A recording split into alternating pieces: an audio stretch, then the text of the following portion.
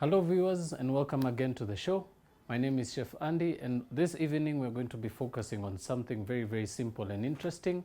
But before I proceed, I will of course introduce the guest on our show today. Sly, maybe you want to say hello to the viewers at home? Hello viewers at home, my name is Slyvia Wambui, as Sly as you know me. Thanks for watching. Thank you. Now Sly is she's actually a student. She's of course looking forward to joining an institution, or has joined an institution in Nairobi.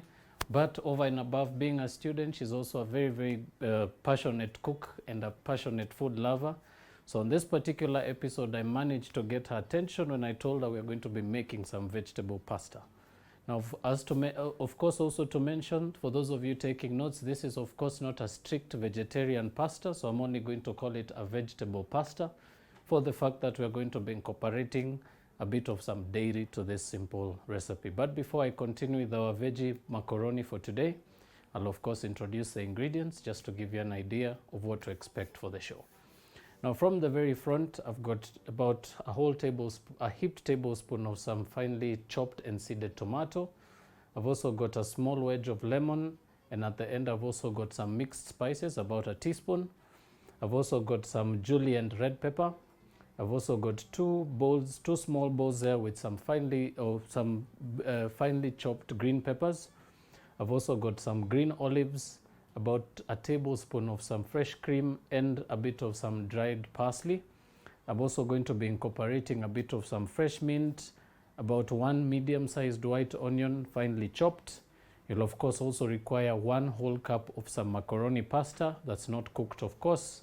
A bit of some fresh coriander just to season with, or just to give it a bit of a color. You'll also require some salt and pepper for seasoning, some water which may aid you at one point or another, and of course, last but not least, some olive oil to cook with. But before we continue, we'll of course give you this chance to sit back and relax, and we'll catch you after a short break.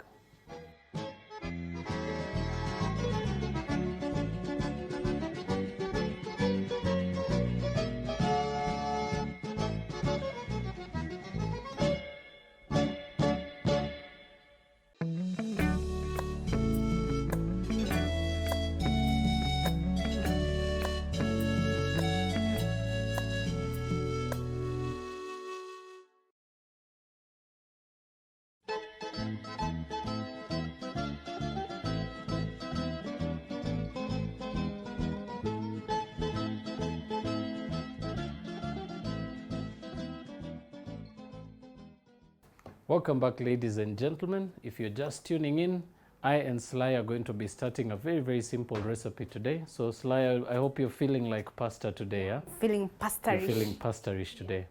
Now, of course, we're going to start this process very simply. As I said, it's a very simple pasta. It's also a very good pasta if you're looking at maybe like a very quick, maybe 2 to 5 minute dish while preparing.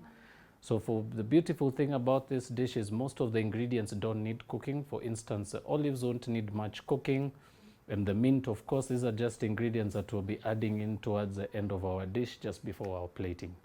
But of course, before we begin, very important to always have some water on the go. So basically all you need to do at this stage, allow your water to reheat. So to that I'm going to add just a little bit of oil. This is of course to aid in making sure that your pasta the pasta pieces don't stick to each other. And of course, very importantly, a bit of salt, because of course your pasta will of course be very bland. Right, so as our water continues to simmer, very simply we are going to start by halving our olives.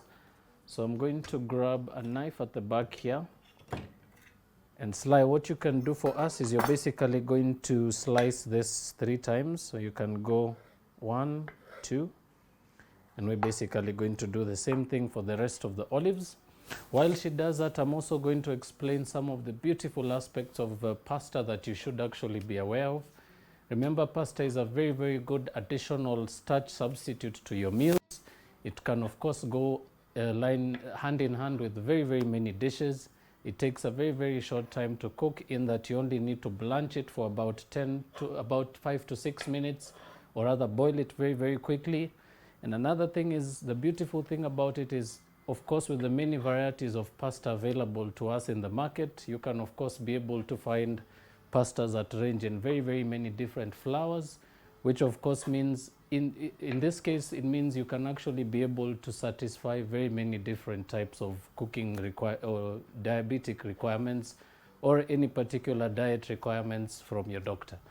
So one particular thing to mention, I don't, of course, have the brown pasta at the studios, but you can actually be able to acquire brown pastas made from brown flour. They're, of course, going to take a little longer to cook in my experience, but one thing I've also realized is, if you're going to be making a pasta dish and maybe you've got visitors, or you've got family members who are not particular, or people who are not actually allowed to have gluten, then that is actually a very, very good alternative to go with. Right, now our water is pretty much gotten, perfect. Now our water has pretty much gotten to the simmering point. So very, very simply, we are going to add this once the water begins to bubble. But as that continues, we're also going to start making the sauce for our pasta.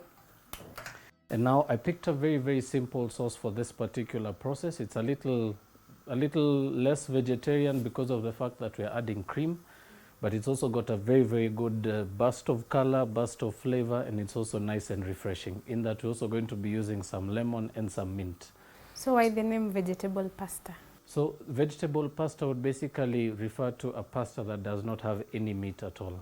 But that's why we're mentioning to the viewers out there that they should not confuse vegetable pasta with vegetarian.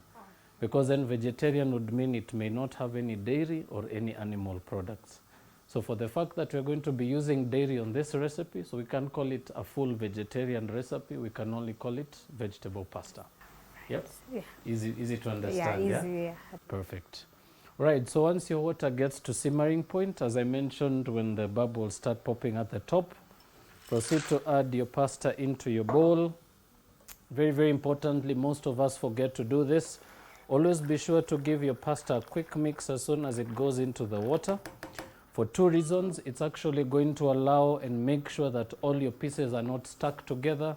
It's also going to allow for your ingredients to move around freely in the pan, which means you can actually be able to utilize the maximum heat that is actually in your water. Right, so our pan is now hot. So we're going to start this very, very simply by adding a bit of oil. About a tablespoon will do. Right, now next up we'll add our onions, so you can pass the onions this way. So we're using some finely white chopped onions. So in goes the onions. So I'm going to give you the pleasure of stirring the mixture for us. And while Sly continues to do so, very important that I also mention, you will of course require a strainer or a sieve. Remember, these are very, very handy, especially when taking out any particular ingredients from water, such as vegetables that you're steaming. Remember, this of course also allows for you to be able to drain the pasta very, very shortly, allow as much of the water to escape very, very quickly, and before actually allowing your pasta to completely cool off, saves you the time of actually being able to pour your pasta back into the sauce as soon as it's drained. So very, very important to mention. If you do not have one of this in your home kitchens, and it can actually be any particular metallic ones or any particular plastic ones, if those are not available to you, you can of course also use any particular strainers that are available to you. It's also going to save you a bit of effort. Also, another thing to mention, especially if you're working with pastas, if you're going to be cooling down your pasta, be sure to have a water bath, maybe with some ice in it. Also makes it very easy for you to be able to just dip your pasta right over the top, making it much easier for you to cool your pasta very, very briefly, and you can proceed to make your pasta salad or serve your pasta in whichever normal fashion that you prefer. Right, so our onions are beautifully sauteed. We're also going to be incorporating our green pepper. I'm just going to add those to the pan. And now for this particular ingredients as well, Sly, they're not particular ingredients that need a lot of cooking. They actually take a very small amount of time on the pan. So this is why we're just going to add them all together. It's like a quick meal. Yeah, it's a very, very quick meal. As I said, you don't need to boil anything except the pasta. Once the vegetables have sweated out a little bit and they're almost soft and slightly crunchy, you're basically going to add all your ingredients in and then proceed to finish off the dish. Right, so to that we're going to add our teaspoon of mixed spices. Now in here I've got a bit of cumin powder, a bit of 5-spice Chinese powder, and a bit of some coriander powder. A very, very good and well-balanced flavors, especially for a pasta dish such as the one we're making today. To that we'll add our chopped tomatoes. The powder actually smells nice. It actually really smells good, yeah? Right, so of course to be able to get your dried spices to dilute very, very evenly into any particular mixtures, always add a bit of water. And remember, water does two things. It's also going to aid in softening your vegetables over and above, allowing for you to combine all the flavors in your pan. Now maybe I can begin by asking about how many types of pastas would you be able to know offhand? I know macaroni, spaghetti. Is Indomie a pasta? No, Indomie, it is a brand, but it is noodles, which is almost in the same family, yeah? Basically, those. So now what I'm going to do is I'm going to give you some homework today, yeah? And something that I want you to go and research, especially if you're going to be trying out different pastas, be sure to find out about stuffed pastas. So these are particular pastas that come with a bit of filling inside. Also check out pulled pastas, especially ones that look like noodles, tagliatelle, pappardelle. There's so many varieties. So I will of course give you that small piece of homework to actually go out there. Do actually have a look even in your supermarket shelves. And you can also be able to see the different styles and techniques of making the spaghetti. So there's so many different options out there. I will of course also remind our viewers at home, we're not of course limiting this recipe to that particular kind of pasta. You can of course be able to incorporate any particular pastas that you feel will actually make you a little bit more happier than the one we used today.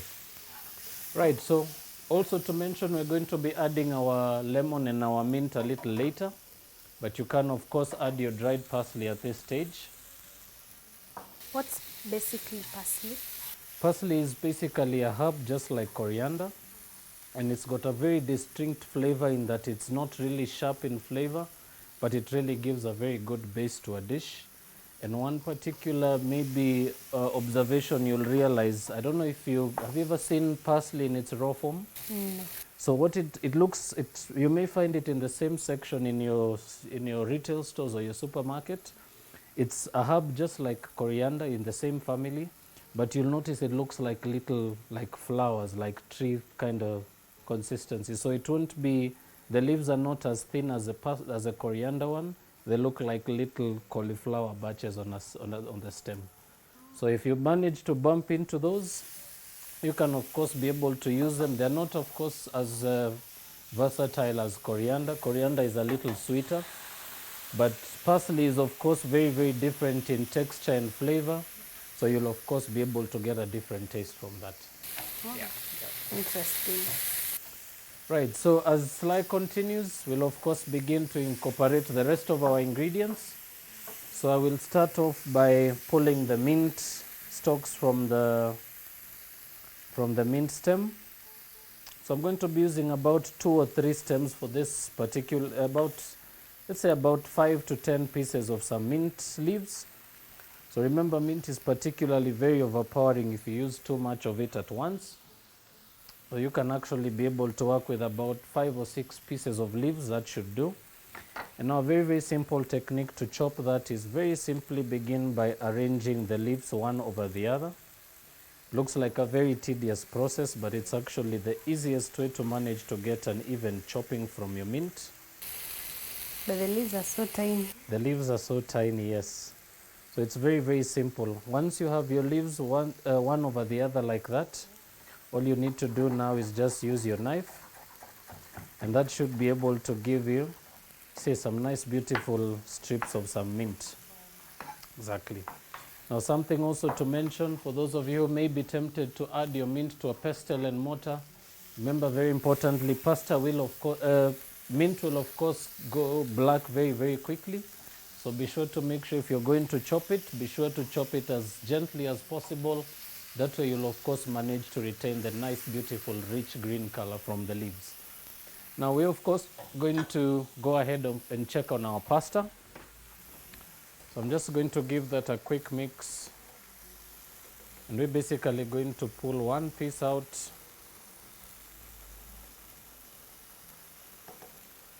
Simple as that. I'm just going to leave that on the board. And as I said, very simply, you can always try and slice your pasta. If it still feels a bit hard while you're trying to slice, then it means it's also not cooked. Another technique you can use is you can try and actually squeeze the piece of pasta on your hand, and you'll notice when it's not cooked, it'll just keep popping off your hands. That of course means we need to cook it for anywhere between another 3 to 4 minutes. Then we proceed with the rest. But of course, because The basic time to cook any pasta, how many minutes? on most occasions, you'll never cook pasta more than 8 minutes. Yeah. So the poor cooked pasta and it looks like ugali. Exactly. So one thing you should always pay attention with pasta, and of course it still also comes back to how you like your pasta. For me particularly, I like mine al dente, which means it should almost be a little bitey and not mushy. There's people of course who like their pasta underdone, so they want it really crunchy, but the more particular or the best particular way to get your pasta right, that like I always use at home, always go to the back end or the back side of the packaging of your pasta, whichever pasta you purchased.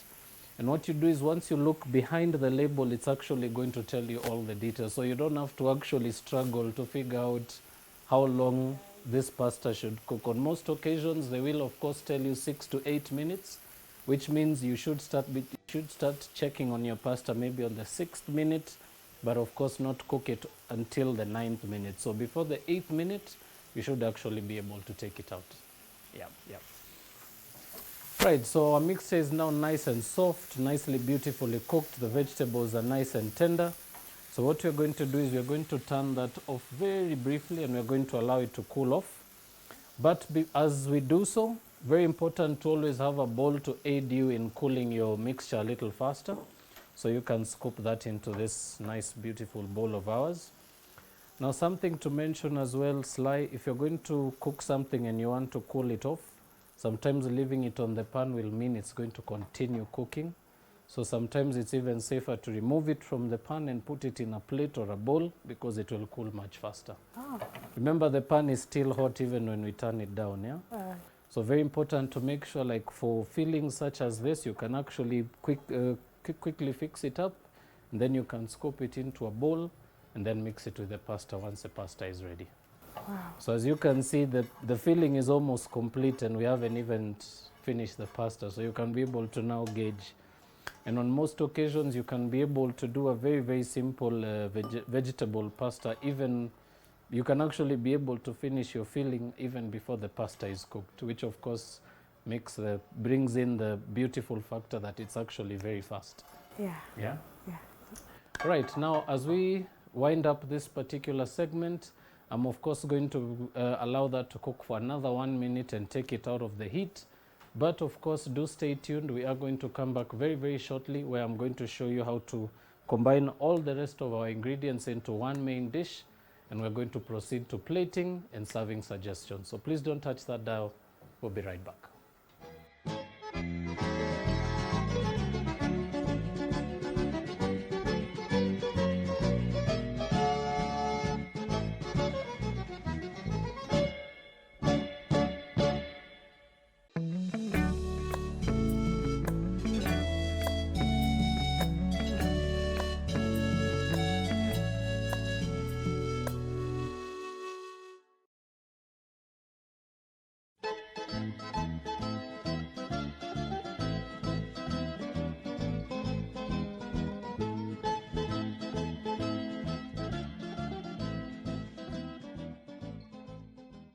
Hello viewers and welcome back. For those of you who are just tuning in and you missed out on what we've been doing on the first and second part of the first and second segment of the show, remember you can always tune in to our YouTube channel, that's BrandPlus TV Kenya, where you will be able to recap on this and many other recipes that we've done on this very show.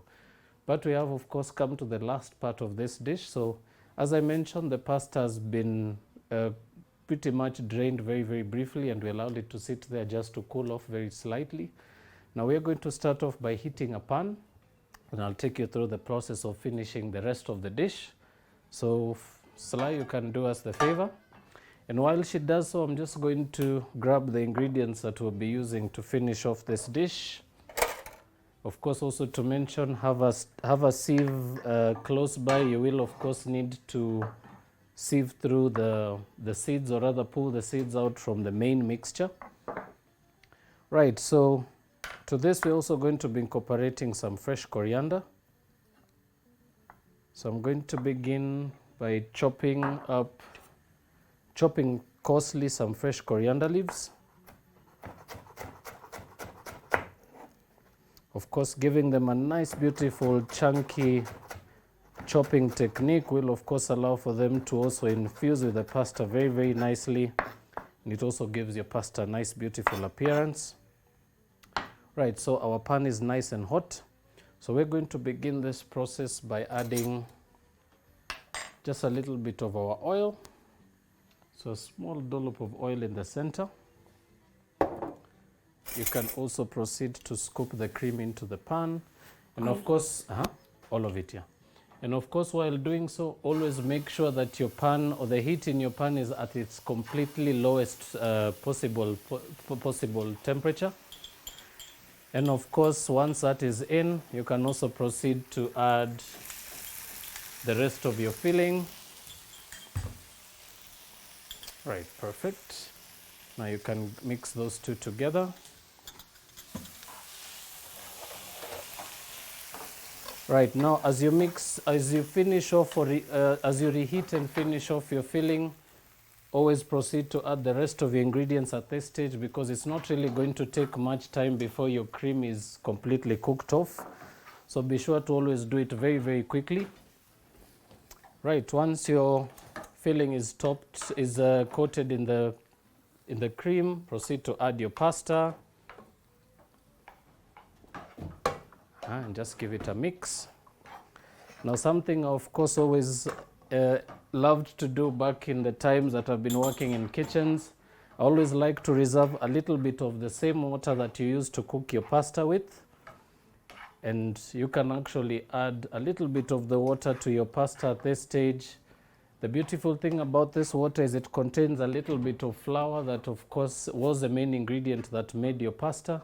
So what happens is this will of course mix much easier than adding plain simple water. It will mix very easily with your cream, and it will allow for you to toss your pasta nice and easy. And of course, just to finish everything off, squeeze in some lemon juice. Of course, using a strainer to make sure that you don't have any seeds inside your meal. And for instance, you don't use the olives that you've used, use olive oil. Will it be okay? Pardon? You use olive oil instead of the physical olives. No, it can't be the same. One thing that you'll realize is once you bite into the olives, they've actually got a very, very beautiful flavor as well. And the oil is only basically an extract, which means by using only the oil, you miss out on the texture and the beautiful colors that come from your olives. Right, once that is done, very importantly, remember to season your dish at this stage by adding a bit of salt. Crush in some black peppercorns as well.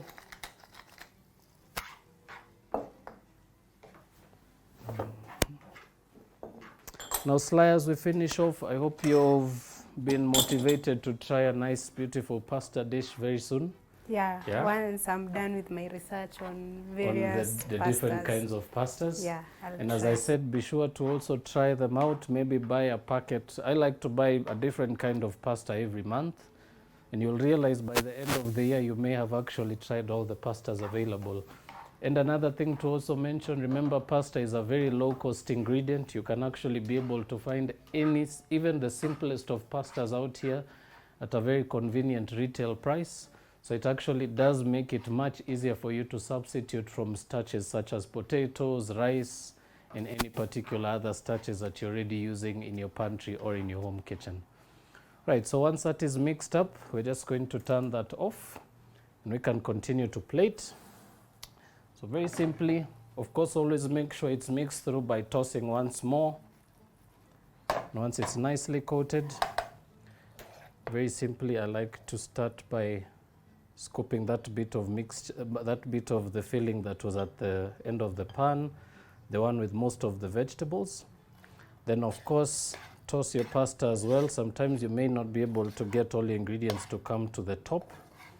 So by tossing and, of course, folding, pulling from the bottom and folding over, you actually manage to bring the little bit of vegetable that's stuck at the bottom and just proceed to move your pasta onto your plate.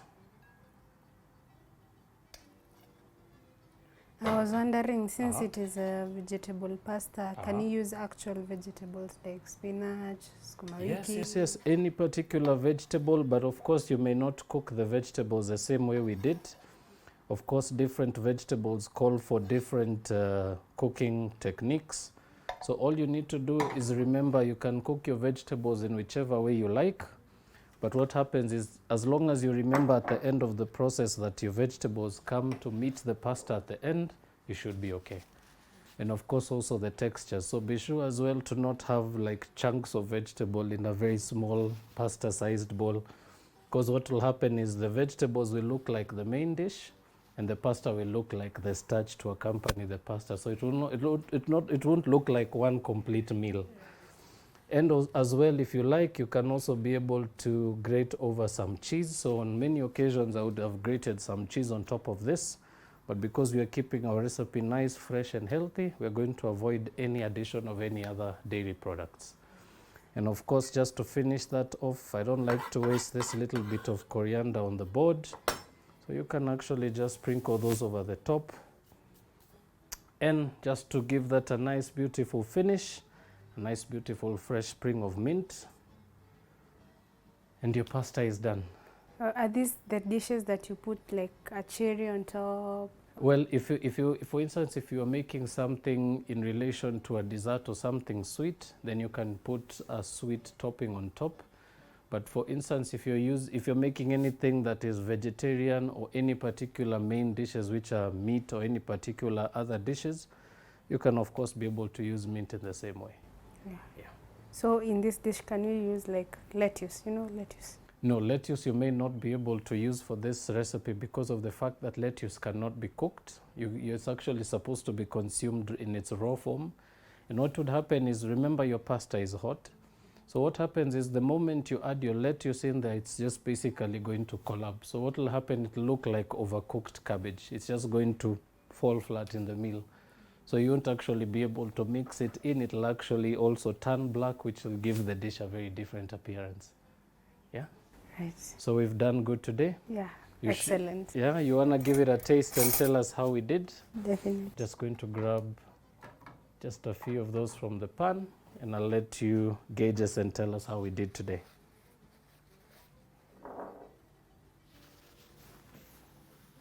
How's the pasta? How's the seasoning?